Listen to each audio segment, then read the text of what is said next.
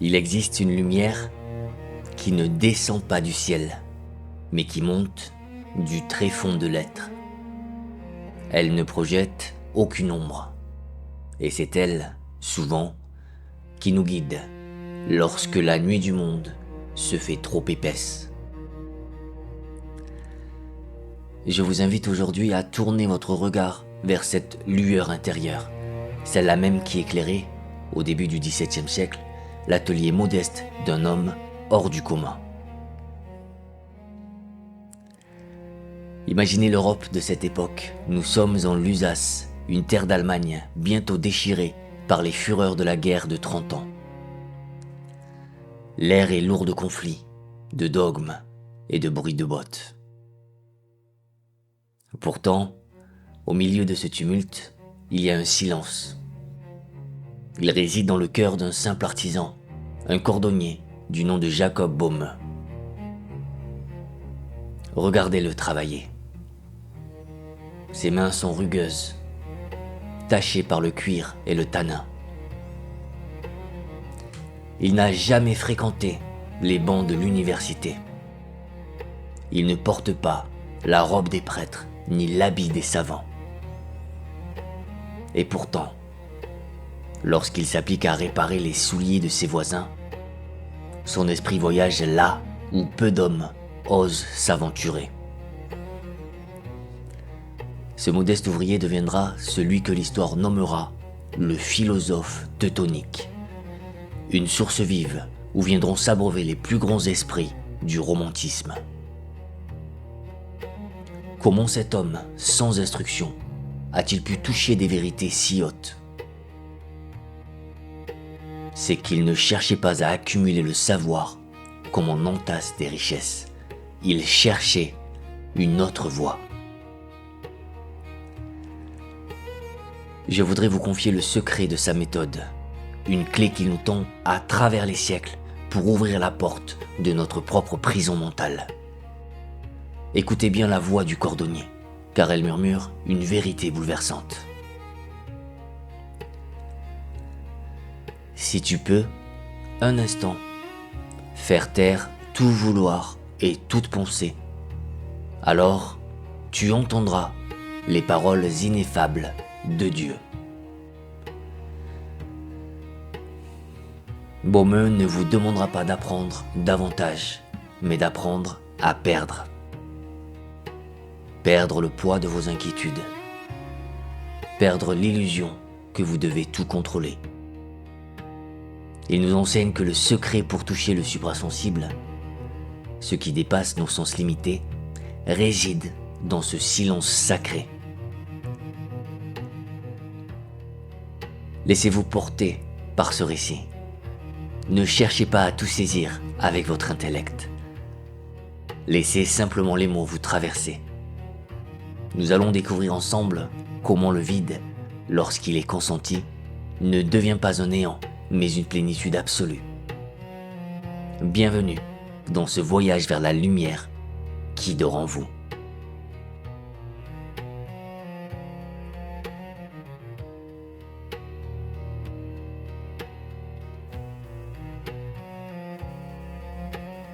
Pour nous guider à travers les brumes de notre esprit, Jacob Böhme n'a pas tracé de carte géographique, ni rédigé de loi rigide. Il a choisi la forme la plus humaine qui soit, une conversation. Son livre s'ouvre sur une rencontre, un dialogue intime entre deux figures. D'un côté, il y a le disciple. Et je vous le dis, ce disciple n'est autre que vous, il n'est autre que moi. Il est le miroir de notre agitation perpétuelle. Il est cet homme ou cette femme encombré par sa propre intelligence, fatigué par le fracas du monde, qui court après le savoir comme on court après le vent. Il est impatient, le cœur lourd de questions, l'esprit saturé de bruit. Face à lui se tient le maître. Il n'est pas un juge, ni un professeur sévère. Il est la voix de la sérénité absolue, une présence immobile comme la surface d'un lac au petit matin. Le dialogue s'engage sur une supplique. Le disciple, dans sa soif de vérité, demande ce que nous avons tous un jour demandé. Comment puis-je voir le monde véritable?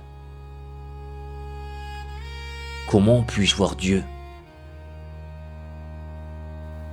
Il cherche une méthode, une échelle à gravir, un effort à fournir. Il est prêt à marcher jusqu'au bout de la terre pour trouver la lumière. Il pense, comme nous le pensons souvent, que le divin est une conquête, un sommet lointain qu'il faut atteindre à la force du poignet. Mais le Maître, avec une douceur qui désarme, renverse tout ce que nous croyons savoir. Il ne montre pas le lointain, il ne demande pas d'avancer. Au contraire, il invite à l'arrêt. C'est ici que réside le vertige de cet enseignement. Le Maître nous explique que nous ne sommes pas séparés de la vérité par la distance, mais par notre propre activité. Nous sommes aveuglés par notre propre vue, assourdis par notre propre ouïe. Nos sens physiques, qui nous permettent de naviguer dans la matière, deviennent paradoxalement les murs de notre prison spirituelle. Tant que nous sommes obsédés par ce que nous voulons saisir, comprendre et posséder, nous occupons tout l'espace. Il n'y a plus de place pour autre chose que nous-mêmes. Écoutez cette révélation que Baumeux place dans la bouche du Maître, car elle est la clé qui peut faire tomber vos chaînes. C'est ton propre vouloir, c'est ta propre oui, qui t'empêche d'entendre et de voir Dieu.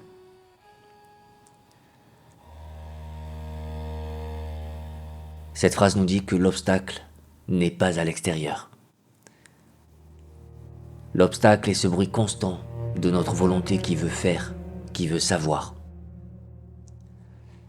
Le Maître nous suggère que pour voir la lumière qui ne s'éteint jamais, il ne faut pas ouvrir les yeux plus grands, mais peut-être, pour la première fois, accepter de clore nos paupières sur le tumulte du monde visible.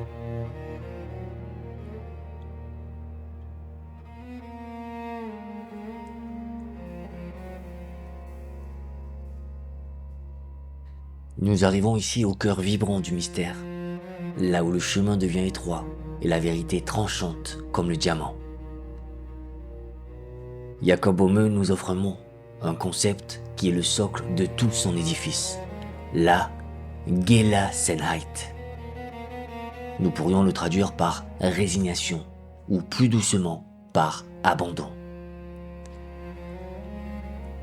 Mais je vous en prie, ne laissez pas ces mots peser sur votre cœur comme un échec. Le monde nous a appris que se résigner, c'est perdre la bataille, c'est baisser les bras face à l'adversité. Mais je vous dis que dans le royaume de l'esprit, cet abandon est l'acte le plus héroïque qu'un être humain puisse accomplir. Ce n'est pas une faiblesse, c'est une force souveraine. C'est le moment précis où votre volonté, dans un sursaut de lucidité, décide librement de ne plus vouloir pour elle-même. Imaginez votre esprit comme une grande roue de bois. Jour et nuit, elle tourne. Elle tourne avec vos soucis. Elle tourne avec vos désirs. Elle tourne avec vos regrets et vos plans pour demain. Dans cette course folle, les rayons se confondent et l'image du monde devient floue. Comment la lumière du soleil pourrait-elle se refléter dans un lac agité par la tempête? Elle ne le peut pas. Elle est brisée en mille éclats tremblants. Baumeux nous murmure à l'oreille « Arrête la roue ». Pour que l'image divine s'imprime en vous, le mouvement frénétique du moi doit cesser. C'est dans l'immobilité que la clarté advient. Ceci nous conduit à une vérité aussi terrifiante que magnifique.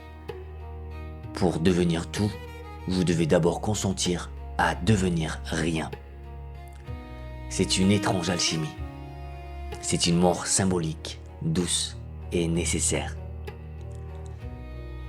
Tant que vous êtes plein de vous-même, tant que votre coupe déborde de je veux, je sais, je possède, il n'y a aucune place pour le sacré. Vous êtes comme une maison encombrée de meubles inutiles où l'invité royal ne peut entrer. Baume nous invite à faire le vide. Non pas le vide du désespoir, mais le vide de l'attente pure. Je sais combien cela heurte notre nature moderne. Nous sommes les enfants d'une époque qui idolâtre le contrôle. Nous agrippons le gouvernail de nos vies jusqu'à ce que nos jointures blanchissent. Nous pensons que notre sécurité réside dans nos murs. Mais le cordonnier de la lumière nous regarde avec une compassion infinie et nous révèle l'impensable. Ce moi que nous protégeons avec tant d'ardeur n'est pas notre forteresse, c'est notre prison. Et la plus grande ironie de notre condition est là. Nous sommes nos propres geôliers. La porte de la cellule n'a jamais été verrouillée. La clé repose dans votre main, depuis toujours. Cette clé, c'est le lâcher-prise. Cesser de s'agripper, c'est ouvrir la porte. C'est accepter de mourir à sa petite volonté pour renaître, enfin, dans l'océan de la vie véritable.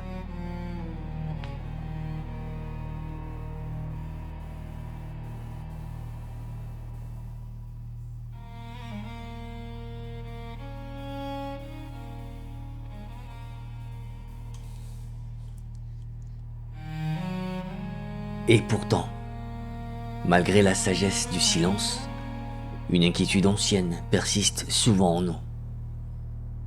C'est celle du voyageur qui cherche sa route sur une carte effacée. Le disciple, qui porte encore le poids de sa vision humaine, lève les yeux vers le firmament. Il interroge le maître avec cette angoisse qui nous est si familière. Mais dis-moi, où va l'âme lorsque le corps se brise? Le chemin est-il long pour atteindre Dieu? Faut-il traverser des abîmes, gravir des montagnes d'étoiles pour enfin trouver le repos? Nous avons tous imaginé ce voyage. Nous avons appris à penser le monde en termes de distance, le haut et le bas, le proche et le lointain.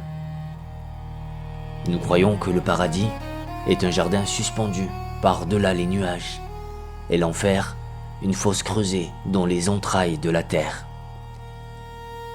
Nous croyons qu'il faut partir pour arriver. Mais écoutez la réponse de Jacob Böhme. Elle est comme un coup de tonnerre dans un ciel serein. Elle efface toutes les distances. Il n'y a pas de voyage. Il n'y a pas de route à parcourir. Le maître révèle une vérité révolutionnaire. Le ciel et l'enfer ne sont pas des lieux géographiques où l'on se rompt avec des pieds ou des ailes. Ce sont des états. Ce sont des mondes superposés, tissés dans la trame même de l'instant présent. Ils sont ici, maintenant, tout autour de vous, et surtout au-dedans de vous. Imaginez deux royaumes invisibles qui occupent le même espace, séparés seulement par l'épaisseur d'un soupir. Et je vous invite à comprendre ceci. Votre âme est son propre lieu, elle porte son propre climat. Si votre volonté se tourne vers l'amour, vers l'unité, vers la douceur du don de soi, Alors, même si vos pieds foulent la boue de ce monde, votre esprit marche déjà dans les prairies du ciel. Vous n'avez pas besoin de mourir pour toucher l'éternité. L'éternité vous habite dès que vous aimez. À l'inverse, si la volonté se replie sur elle-même, si elle se nourrit de colère, d'envie et de division, alors l'âme est en enfer.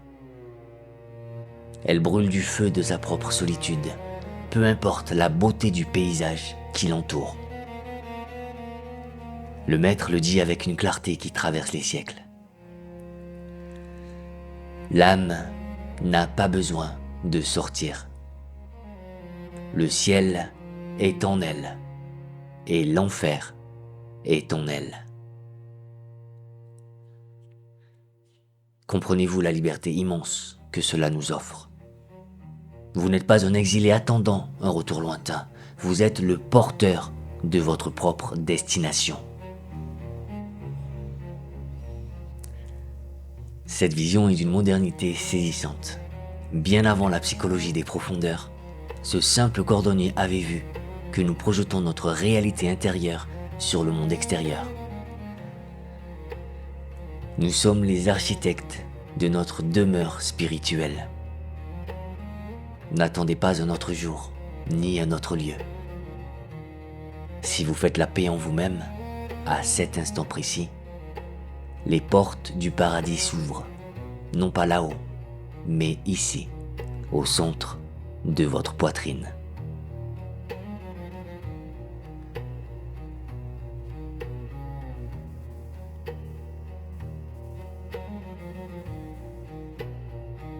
Si le silence est le chemin et l'abandon la clé, quelle est la force qui nous permet d'avancer? Ce n'est pas la froideur de l'intellect. La connaissance seule est une lumière de lune. Elle éclaire, mais elle ne chauffe pas. Pour vivre au-delà des sens, il faut un soleil. Il faut une chaleur dévorante. Jacob Omme appelle cette force le feu d'amour.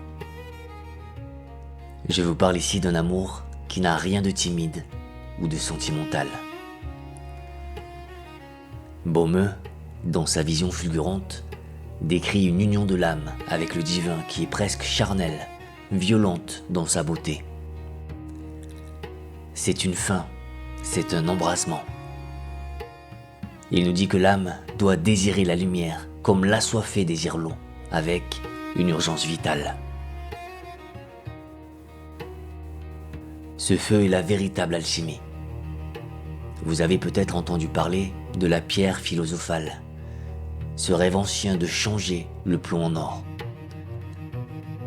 Je vous dis que cette pierre n'est pas un caillou caché dans la terre, mais l'étincelle d'amour cachée dans votre poitrine. Lorsque ce feu s'allume, il fait fondre les contraires. Il n'a plus de peur ni d'espoir, plus de plaisir ni de douleur, car l'amour est plus fort que la mort, plus profond que l'enfer. Il brûle tout ce qui n'est pas essentiel. Et voyez ce qui se produit lorsque ce feu a purifié votre regard. Le disciple, celui que vous êtes, celui que je suis, rouvre alors les yeux sur le monde. Et miracle, le monde a changé. Non pas que les montagnes aient bougé, ou que les rivières aient changé de cours, mais parce que le voile s'est déchiré. Jusqu'à présent, vous voyez les choses comme des objets opaques, des obstacles ou des possessions. Mais une fois l'âme apaisée et enflammée par l'amour, la nature entière devient transparente. Baume nous enseigne que chaque forme de vie porte une signature. La fleur qui tremble dans le vent, la pierre rugueuse sur le chemin, l'oiseau dans le ciel gris. Tout cela cesse d'être de la matière morte. Tout devient une lettre d'un alphabet sacré. Vous ne rejetez plus la création, vous lisez Dieu à travers elle. Le monde sensible n'est plus un mur, c'est un vitrail traversé par la lumière de l'esprit. C'est là que réside la liberté absolue, et je voudrais que vous sentiez le poids de cette liberté.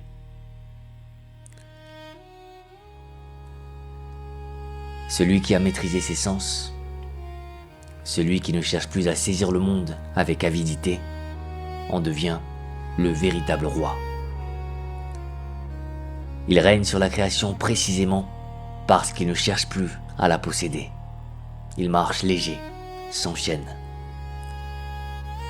Il n'est plus esclave de ses désirs, ni valet de ses peurs. Il est souverain, car il a compris que tout est en lui, et qu'en aimant le monde sans vouloir le prendre, il le tient tout entier dans le creux de sa main.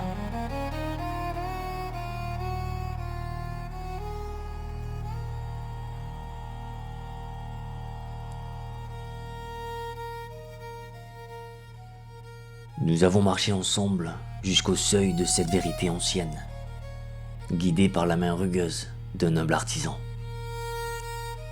Il est temps maintenant de rassembler les présents que Jacob Böhme a déposés dans nos cœurs.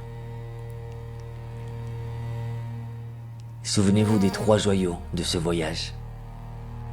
D'abord, le silence. Non pas le vide effrayant de l'absence, mais ce silence habité qui sert de porte unique vers le divin. Ensuite, l'abandon. Nous avons appris que déposer les armes de notre volonté propre, arrêter la roue folle de nos désirs, n'est pas une défaite, mais la plus haute des victoires sur nous-mêmes. Et enfin, la présence. Ce secret immense qui nous révèle que l'éternité n'est pas une terre promise pour des lendemains lointains, mais qu'elle est le souffle même de votre instant présent, ici et maintenant.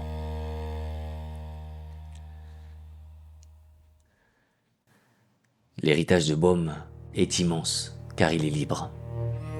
Sa mystique dépasse les frontières des dogmes rigides et les murs des églises. Elle est une invitation universelle offerte à l'âme nue. Elle nous rappelle que le sacré n'appartient à aucune institution, mais à celui qui ose ouvrir son cœur pour le recevoir directement, sans intermédiaire.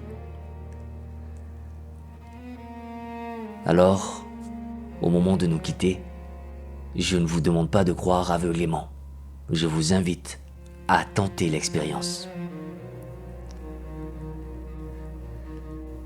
Osez, ne serait-ce qu'un bref instant dans votre journée, suspendre le jugement qui tranche et le bruit intérieur qui sépare.